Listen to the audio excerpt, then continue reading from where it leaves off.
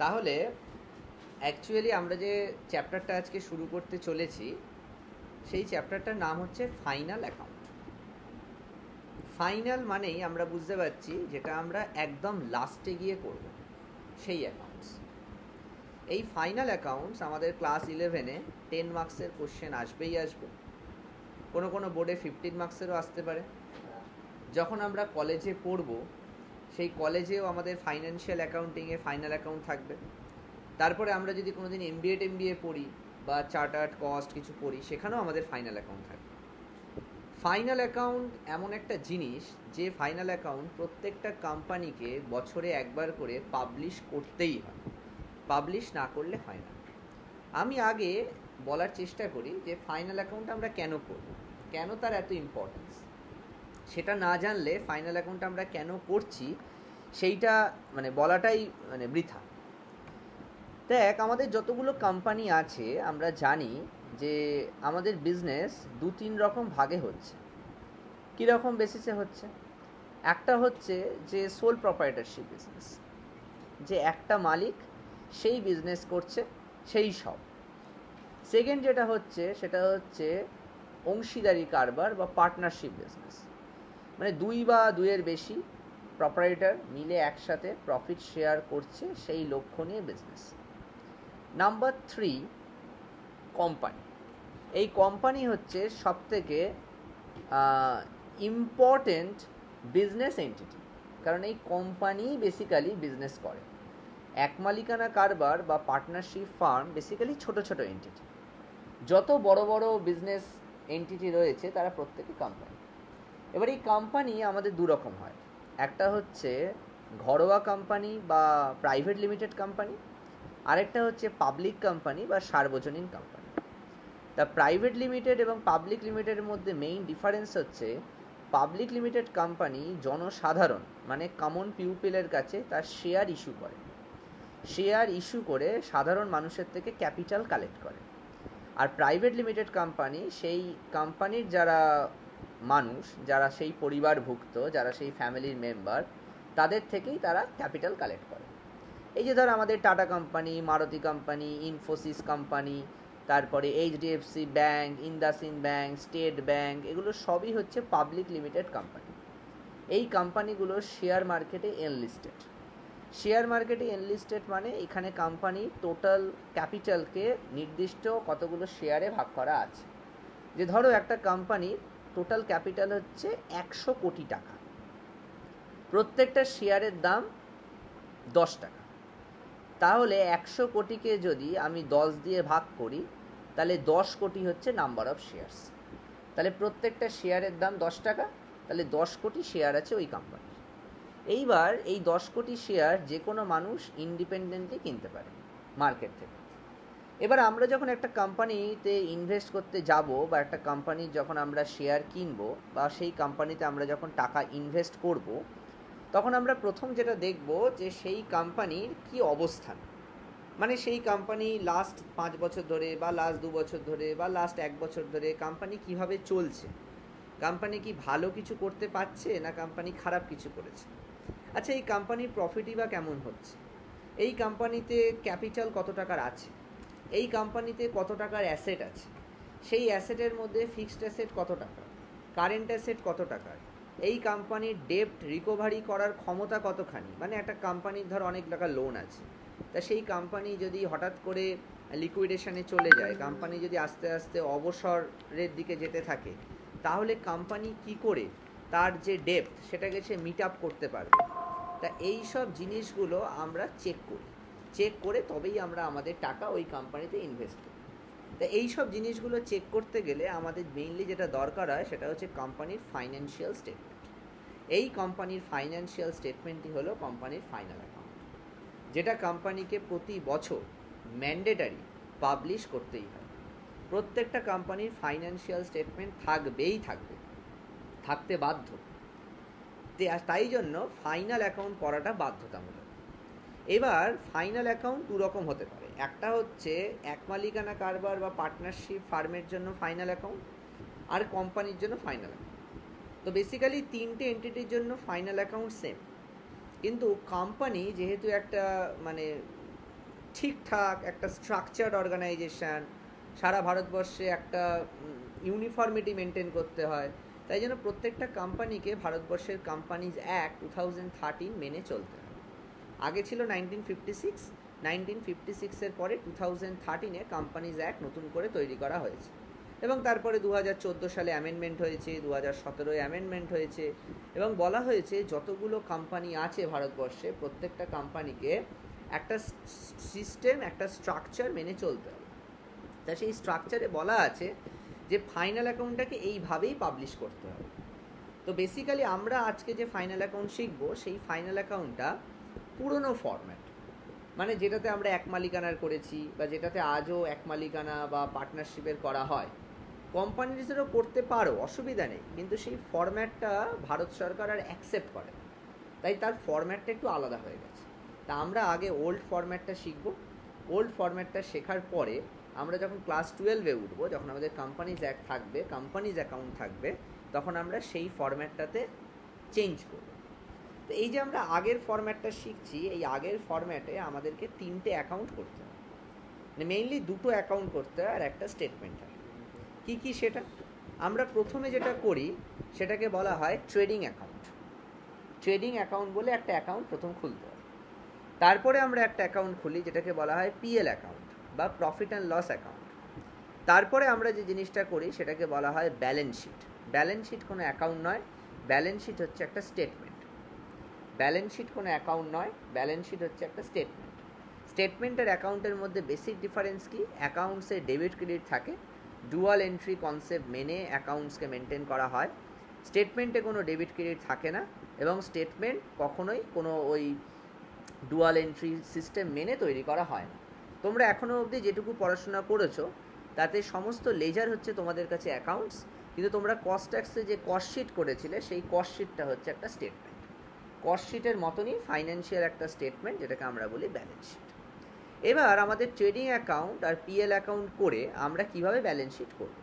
আমরা প্রথমে trading account করব, তারপরে প্রফিট অ্যান্ড লস অ্যাকাউন্ট করব, তারপরে ব্যালেন্স শিট করব। অনেক সময় কোনো বইতে দেখা যায় যে ট্রেডিং অ্যাকাউন্ট আর পিএল অ্যাকাউন্টকে একসাথে করে দিয়েছে। করা যেতে পারে যে একটাই অ্যাকাউন্ট করলো, তার ওপরের পোর্শনটায় ট্রেডিং করলো, নিচের পোর্শনটায় পিএল করলো। তা আমরা আলাদা করেই করব, আলাদা করে করলে আমাদের সুবিধা। এবার দেখো, ট্রেডিং অ্যাকাউন্ট আর প্রফিট অ্যান্ড লস অ্যাকাউন্ট এরা দুটোই হচ্ছে এরা নমিনাল অ্যাকাউন্ট। কেন এরা নমিনাল? এদেরকে একটা পার্টিকুলার অ্যাকাউন্টিং পিরিয়ডের জন্যই বানানো। তো নমিনাল অ্যাকাউন্ট অনুযায়ী আমরা জানি যে all expenses and the losses are debit, all income and profits are credit. তো ট্রেডিং অ্যাকাউন্টেও দুটো দিক, একটা ডেবিট সাইড একটা ক্রেডিট সাইড। পিএল অ্যাকাউন্টেরও দুটো দিক, একটা ডেবিট সাইড একটা ক্রেডিট সাইড। তা ট্রেডিং অ্যাকাউন্টের ডেবিট সাইডে আমাদের কী কী বসে, ক্রেডিটে কী বসে মনে রাখতে হবে, পিএলেরও ডেবিট সাইডে কী বসে এবং ক্রেডিট সাইডে কী বসে সেটা মনে রাখতে হবে। ব্যালেন্স শিটের দুটো সাইড, লেফট হ্যান্ড সাইডটা হচ্ছে লায়াবিলিটি দিক, যেখানে সমস্ত লায়াবিলিটিগুলো থাকে, আর রাইট হ্যান্ড সাইডটা হচ্ছে অ্যাসেট দিক, যেখানে সমস্ত অ্যাসেটগুলো থাকে। অ্যাসেটের মধ্যে ফিক্সড অ্যাসেটও থাকবে, বিল্ডিং থাকবে, ল্যান্ড থাকবে, মেশিনারি থাকবে, প্ল্যান্ট থাকবে, ফার্নিচার থাকবে, আবার কারেন্ট অ্যাসেটও থাকবে, স্টক, ডেটার, বিআর, ক্যাশ। আবার লায়াবিলিটি দিকে ক্যাপিটাল থাকবে, প্রফিট অ্যান্ড লস থাকবে, রিজার্ভ অ্যান্ড সারপ্লাস থাকবে, আবার ডিবেঞ্চার থাকবে, আবার কারেন্ট লায়াবিলিটিও থাকবে, ক্রেডিটার থাকবে, বিলস পেয়েবল থাকবে, ব্যাঙ্ক লোন থাকবে, আদার্স লায়াবিলিটি থাকবে। এবার ট্রেডিংয়ের ডেবিট সাইডে আর ট্রেডিংয়ের ক্রেডিট সাইডে, পিএলের ডেবিট সাইডে আর পিএলের ক্রেডিট সাইডে কী কী আইটেম থাকবে, এইটা যদি আমরা মুখস্থ করতে যাই তাহলে আমাদের 1 লক্ষ আইটেম মুখস্থ করতে হবে, কারণ একটা কোম্পানিতে 1 লাখ আইটেমেরও বোধহয় বেশি জিনিস থাকে। তাই সেইটা মুখস্থ না করে আমরা একটা যদি টেকনিক মনে রাখি, সেই টেকনিকটা মনে রাখলে আমাদের যে কোনো অঙ্ক আমাদের করতে খুব সুবিধা। অ্যাকচুয়ালি ট্রেডিং অ্যাকাউন্ট হচ্ছে আমাদের ডিরেক্ট এক্সপেন্স এবং ডিরেক্ট ইনকাম নিয়ে বানানো হয়। এবার একটা বিজনেসের ডিরেক্ট ইনকাম আর ইনডিরেক্ট ইনকাম কাকে বলে, এই কনসেপ্টটা আমাদের মাথায় প্রথম ক্লিয়ার রাখতে হবে, যে কাকে ডিরেক্ট ইনকাম বলে, কাকে ডিরেক্ট এক্সপেন্স বলে, কাকে ইনডিরেক্ট ইনকাম বলে, কাকে ইনডিরেক্ট এক্সপেন্স বলে। আমি যে জিনিসটার বিজনেস করছি, যদি সেই বিজনেসটা কোনো ম্যানুফ্যাকচারিং হয় বা ট্রেডিং হয়, আইদার ম্যানুফ্যাকচারিং কনসার্ন হতে পারে যে আমার বিজনেস নিজে গুডসটা তৈরি করছে, আর যদি ট্রেডিং কনসার্ন হয় তাহলে আমার বিজনেস কোনো জায়গা থেকে কিনে এনে জিনিসটা বিক্রি করছে। তা মেইনলি আমি যে জিনিসটা তৈরি করছি বা যে জিনিসটা আমি কিনে এনে বিক্রি করছি সেই জিনিসটাকে আইদার অ্যাকোয়ার করতে অথবা প্রডিউস করতে যে সকল এক্সপেন্সগুলো ডিরেক্টলি রিলেটেড তাদেরকেই বলা হবে ডিরেক্ট এক্সপেন্সেস। মানে ধরো আমি একটা উদাহরণ দিচ্ছি, পারচেজ আমার ডিরেক্ট ব্যাপার, কারণ যে জিনিসটা আমি বিক্রি করছি সেটাকেই আমি কিনে আনছি, দ্যাট ইজ মাই পারচেজ। বা যে জিনিসটাকে আমি তৈরি করছি তার র মেটেরিয়ালসটাকে আমি কিনে আনছি, সেটা পারচেজ। সো পারচেজ প্রোডাকশনের সাথে ডাইরেক্টলি রিলেটেড, তাই পারচেজ হচ্ছে ডাইরেক্ট কস্ট।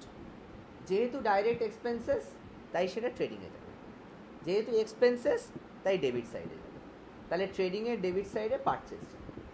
তারপর ধরো ওয়েজ হচ্ছে যারা প্রোডাক্টটাকে একদম নিজে হাতে তৈরি করছে তাদেরকে বলা হয় ওয়েজ। তাহলে ওয়েজও একটা ডাইরেক্ট কস্ট, ডাইরেক্ট এক্সপেন্সেস, তাহলে ওয়েজ কোথায় যাবে? ট্রেডিংয়ের ডেবিট সাইডে যাবে। তারপর ধরো ক্যারেজ ইনওয়ার্ড, আমার র মেটেরিয়ালটা কেনার সময় ভ্যান ভাড়া দিতে হয়েছে, তাহলে সেটা প্রোডাকশনের সাথে ডাইরেক্টলি রিলেটেড, তাহলে সেটা ট্রেডিংয়ের ডেবিট সাইডে যাবে। প্রোডাকশনের সাথে যে কটা জিনিস ডাইরেক্টলি রিলেটেড হচ্ছে, মানে যেগুলো ছাড়া প্রোডাকশনটা হবে না, আর যদি আমার র মেটেরিয়ালটা না আসে, ভ্যান ভাড়াটা আমি যদি ক্লিয়ার আপ না করি, তাহলে আমার প্রোডাকশনটা হবেই না, আমার ফ্যাক্টরিতে মালটা ঢুকবেই না। কিন্তু সেই জিনিসটা বানানোর পরে তার যে সেল আউটলেট, তার যে স্টোরগুলো রয়েছে, ধরো এটা রিবকের জুতো, তাই রিবকের জুতো যে ফ্যাক্টরিতে বানানো হচ্ছে সেটার কথা ছেড়ে দাও, সারা ভারতবর্ষে রিবকের যতগুলো আউটলেট আছে সেই আউটলেটের ইলেকট্রিক বিল, সেই আউটলেটের রেন্ট, সেই আউটলেটে যে সেলিং অ্যান্ড ডেলিভারি এজেন্টরা রয়েছে তাদের স্যালারি, রিবকের জুতোটা তৈরি হয়ে যাওয়ার পর যখন সেটা ওই আউটলেটে আসছে তার কনভেনিয়েন্স কস্ট, লোককে যে ডিসকাউন্টটা দেওয়া হচ্ছে তার কস্ট, কাস্টমারদের যে সুন্দর গিফট দেওয়া হচ্ছে তার কস্ট। তা এই কস্টগুলো কোনোভাবে কি রিবকের জুতোটা তৈরির সাথে ডাইরেক্ট রিলেটেড না, তাই এই ধরনের সমস্ত কস্টগুলো আসবে ইনডাইরেক্ট এক্সপেন্সেস, আর ইনডাইরেক্ট এক্সপেন্সেস যাবে প্রফিট অ্যান্ড লস অ্যাকাউন্টে। এক্সপেন্সেস হলে সেটা ট্রেডিং হোক বা পিএল সেটা ডেবিট সাইডেই যাবে, ইনকাম হলে সেটা ট্রেডিং হোক বা পিএল সেটা ক্রেডিট সাইডেই যাবে। যদি ডাইরেক্ট এক্সপেন্স হয় তাহলে ট্রেডিং ডেবিট, যদি ডাইরেক্ট ইনকাম হয় তাহলে পিএল এই ট্রেডিং ক্রেডিট, আর যদি ইনডাইরেক্ট এক্সপেন্স হয় তাহলে পিএল ডেবিট, আর যদি ইনডাইরেক্ট ইনকাম হয় তাহলে সেটা পিএল ক্রেডিট। তাহলে ডাইরেক্ট এক্সপেন্সেস আমি অনেকগুলো এক্সাম্পল দিলাম, ইনডাইরেক্ট এক্সপেন্সেস আমি অনেকগুলো এক্সাম্পল দিলাম। তাহলে ডাইরেক্ট ইনকাম কী কী হতে পারে? ডাইরেক্ট ইনকাম শুধুমাত্র সেলস হয়, কারণ যে প্রোডাক্টটা আমি বিক্রি করছি সেই প্রোডাক্টটা বিক্রি করেই আমার যে টাকাটা তাকে বলা হয় রেভিনিউ ফ্রম অপারেশন। সেলসের ভালো নাম হচ্ছে রেভিনিউ ফ্রম অপারেশন। আমার মেইন অপারেশন হচ্ছে জুতো তৈরি করা, তাই জুতো বিক্রি করে আমার যে রেভিনিউ হবে that is my one and only direct income. তাই ওটাই শুধুমাত্র কোথায় যাবে না ট্রেডিংয়ের ক্রেডিট সাইডে যাবে, আর যে ক্লোজিং স্টকটা পড়ে থাকে সেটা ট্রেডিংয়ের ক্রেডিট সাইডে যায়। এছাড়া ট্রেডিংয়ের ক্রেডিট সাইডে কোনো রকম ডাইরেক্ট ইনকাম যেতে পারে না, কারণ সেলস ছাড়া কোনো ডাইরেক্ট ইনকাম হয় না। তাহলে স্যার একটা বিজনেসের ইনডাইরেক্ট ইনকাম কী কী হতে পারে? ধরো আমি একটা বিজনেসের মালিক, আমি কিছু টাকা ব্যাংকে সেভিংস করেছি, সেখান থেকে ইন্টারেস্ট পাচ্ছি, তাহলে ওটা আমার ইনডাইরেক্ট ইনকাম। আমি কাউকে কোনো টাকা দিয়েছিলাম, সে আমাকে কোনো ডিসকাউন্ট দিল, তাহলে সেটাও আমার ওয়ান টাইপ অফ ইনকাম, যে আমি ডিসকাউন্ট রিসিভ করেছি। যদি ডিসকাউন্ট অ্যালাউ করতাম তাহলে সেটা এক্সপেন্স, তাহলে সেটা পিএলের ডেবিটে যেত। ডিসকাউন্ট রিসিভ করছি তাহলে সেটা আমার ইনকাম, তাহলে সেটা পিএলের ক্রেডিটে যাবে। ধরো আমি কোনো কমিশনের কাজ করেছি, আমার একটা বিজনেস, আমি রিবকের জুতো তৈরি করছি, আমি রিবকের মালিক, কিন্তু আমি হয়তো কোনো ব্র্যান্ডের প্রমোশন করেছিলাম, বা আমি হয়তো কোনো ব্র্যান্ডকে আমার রিবকের জুতোর সাথে দিয়েছি, ফ্রিতে দিয়েছি, তাহলে আমি তার থেকে একটা কমিশন পাবো। তাহলে সেই কমিশনটা আমার বিজনেসের one type of income, but that income is not my direct income, because সেটা আমি জুতো বিক্রি করে করছি, তাই জন্য সেটা আমার হচ্ছে ইনডাইরেক্ট ইনকাম। তাই সমস্ত ইনডাইরেক্ট ইনকামগুলো আমার আসবে পিএলের ক্রেডিট সাইডে। তাহলে এইভাবে আমরা ট্রেডিংয়ের ডেবিট সাইডে কি বসাতে পারি? ট্রেডিংয়ের ডেবিট সাইডে আমরা বসাতে পারি সমস্ত ডাইরেক্ট এক্সপেন্সকে, ট্রেডিংয়ের ক্রেডিট সাইডে আমরা কি বসাতে পারি? সমস্ত ডাইরেক্ট ইনকাম। পিএলের ডেবিট সাইডে আমরা কি বসাতে পারি? সমস্ত ইনডাইরেক্ট এক্সপেন্সকে। পিএলের ক্রেডিট সাইডে আমরা কি বসাতে পারি? সমস্ত ইনডাইরেক্ট ইনকাম। তো এই সমস্ত ডাইরেক্ট এক্সপেন্সকে বসালাম, ডাইরেক্ট ইনকামকে বসালাম, ইনডাইরেক্ট এক্সপেন্সকে বসালাম, ইনডাইরেক্ট ইনকামকে বসালাম। অ্যাকচুয়ালি আমরা এই এক্সপেন্স আর ইনকাম এই দুজনকে বসাতে চাইছি কেন? আমরা এগুলোকে বসাতে চাইছি বিজনেসের প্রফিটটাকে জানার জন্য, যে বিজনেসটা আদৌ কি প্রফিট করছে না বিজনেসটা লস করছে, এটাই আমাদের জানার মেইন অবজেক্টিভ। এইবার আমরা যখন ট্রেডিং আর পিএল এটাকে আলাদা করছি কেন? ডাইরেক্ট প্রফিট আর ইনডাইরেক্ট প্রফিটকে বার করার জন্য। যেটা আমরা ডাইরেক্টলি বার করছি সেটাকে আমরা বলি অপারেটিং প্রফিট। অপারেটিং প্রফিট, যে আমার বিজনেস জুতো তৈরি করছে, তাহলে জুতো তৈরি করে জুতোটা বিক্রি করে আমার যে টাকাটা ইনকাম, তার থেকে শুধুমাত্র জুতোটা তৈরি করার জন্য যে ডাইরেক্ট এক্সপেন্সেসগুলো আছে সেই ডাইরেক্ট এক্সপেন্সেসগুলোকে আমি যদি লেস করি, তাহলে আমার যে প্রফিটটা হবে ওটাকে আমি বলছি অপারেটিং প্রফিট। যে ওই প্রফিটটা শুধুমাত্র আমার অপারেশন থেকেই এসেছে, যে আমি 2 লক্ষ টাকার জুতো বিক্রি করেছি আর এই জুতোটা তৈরি করতে আমার খরচা হয়েছে 70,000 টাকা, তাহলে 1,30,000 টাকা আমি যে প্রফিট করেছি সেটা আমার ডাইরেক্ট প্রফিট। এটাকে বলা হয় ট্রেডিং প্রফিট বা অপারেটিং প্রফিট।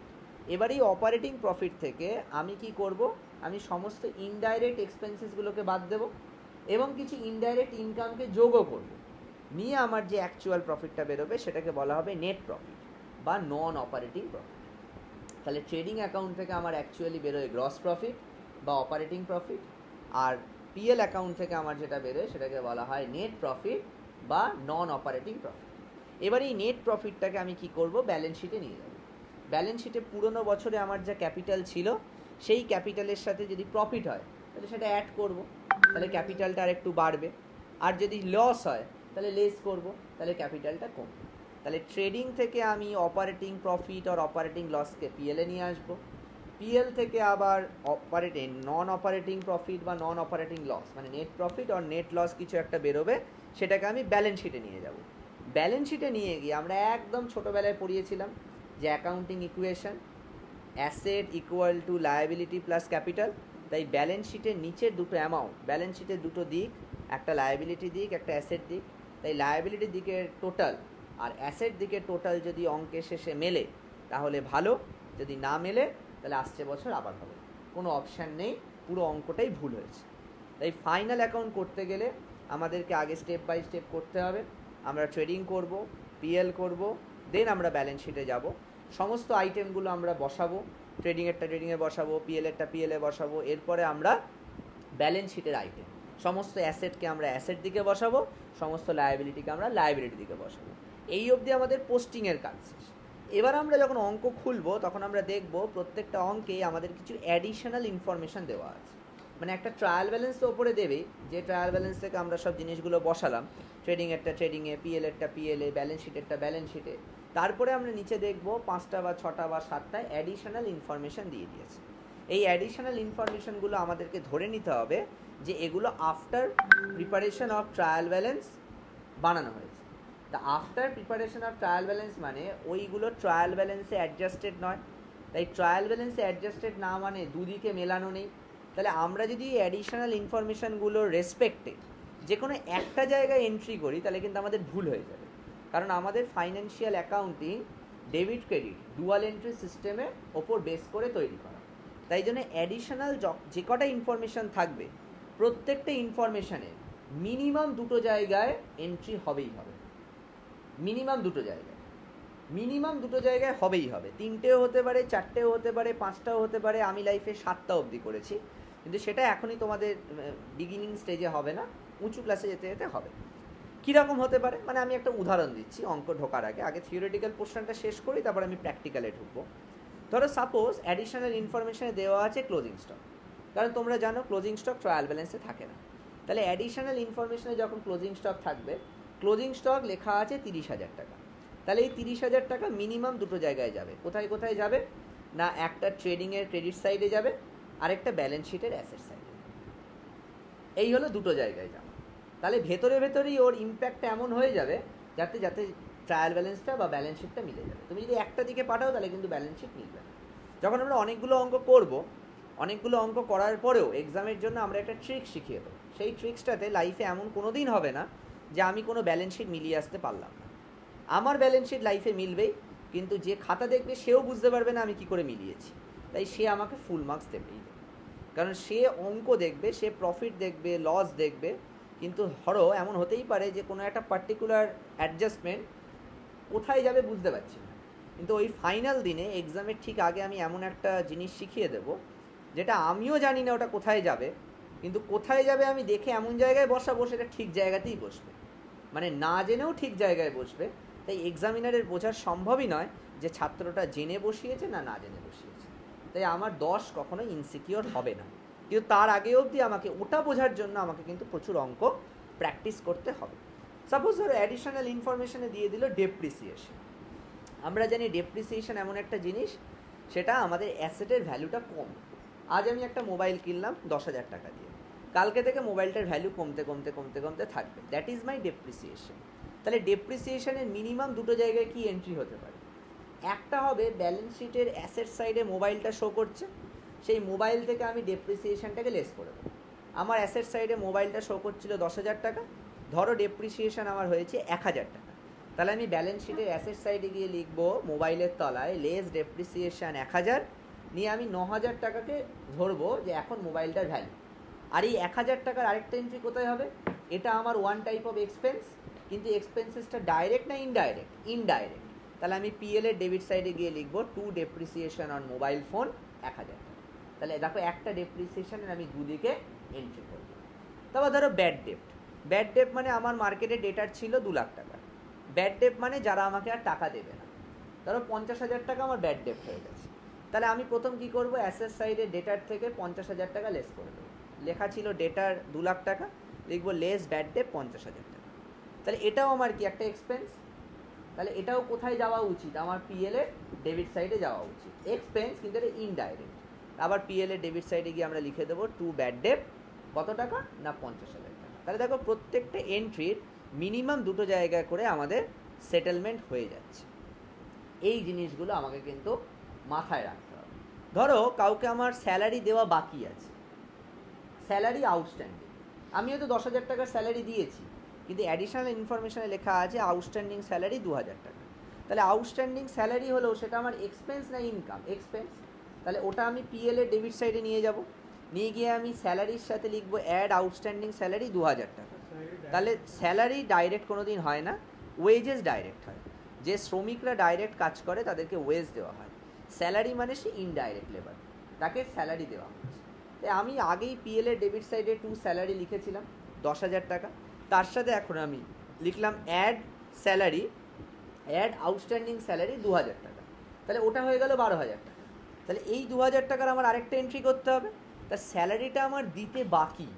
তার স্যালারি যদি দিতে বাকি থাকে সেটা আমার অ্যাসেট না লায়াবিলিটি? সেটা আমার লায়াবিলিটি, যে আমাকে এখনও 2,000 টাকা স্যালারি দিতে হবে।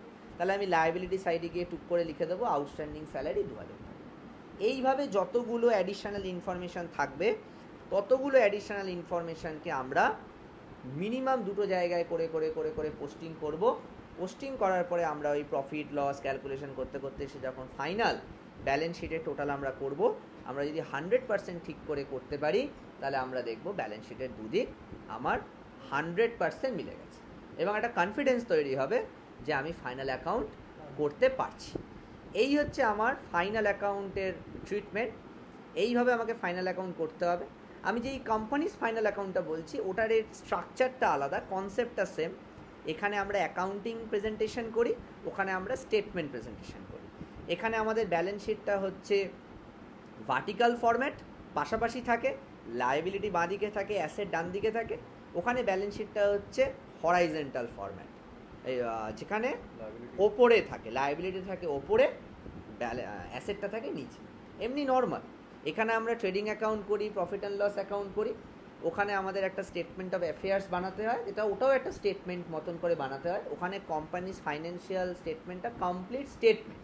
এখানে অ্যাকাউন্ট, দুটো অ্যাকাউন্ট একটা স্টেটমেন্ট। তাই ওইটার ওপর এখন আমরা কনসেন্ট্রেট করব না।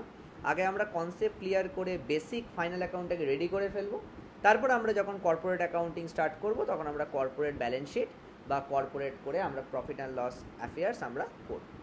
তো দিস ইজ টোটাল থিং, যে ফাইনাল অ্যাকাউন্ট কী, ফাইনাল অ্যাকাউন্ট কেন করছি, ফাইনাল অ্যাকাউন্ট কেনই বা করব, এবং এটা করে কি হবে, এবং আমরা ফাইনাল অ্যাকাউন্টটাকে কিভাবে করব। এইবার আমরা প্র্যাকটিক্যাল কোশ্চেন্সে আসছি।